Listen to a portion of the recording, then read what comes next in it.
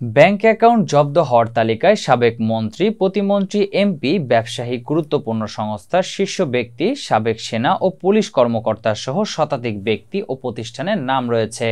সরকারের পতনের পর সেই আমলের মন্ত্রী, এমপি, বিভিন্ন সহযোগী সহ গুরুত্বপূর্ণ সংস্থার শীর্ষ পদে থাকা ব্যক্তিদের দুর্নীতি, অর্থ পাচার ও ঋণ কেলেঙ্কারির খবর বেরিয়ে আসছে। এমন পরিস্থিতিতে আর্থিক অনিয়মের সঙ্গে জড়িত ব্যক্তিদের ব্যাংক হিসাব তলব ও জব্দ করে বাংলাদেশ ফাইন্যান্সিয়াল ইন্টেলিজেন্স ইউনিট বা BFIU.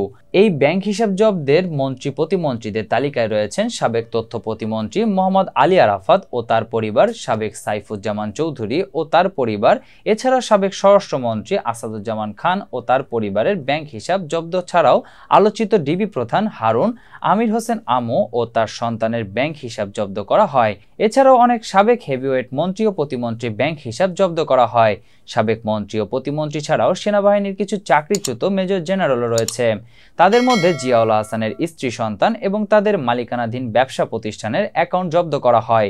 Bangladesh securities and exchange কমিশনের সদ্য পদত্যাগ করা চেয়ারম্যান অধ্যাপক শিবলী রুবায়েত-উল ইসলাম, তার ছেলে জুহায়ের সাহার ইসলাম, মার্চেন্ট ব্যাংকারদের সংগঠন বাংলাদেশ মার্চেন্ট ব্যাংকার্স অ্যাসোসিয়েশনের সাবেক সভাপতি মোহাম্মদ সায়েদুর রহমান, শেয়ারবাজারে আলোচিত কারসাজিকারক মোহাম্মদ আবুল খায়েরেরও ব্যাংক হিসাব জব্দ করা হয়। এছাড়াও আরও অনেকেই রয়েছেন যারা নামে বেনামে লুট করে কোটি কোটি টাকার ধন সম্পদের মালিক হয়েছেন।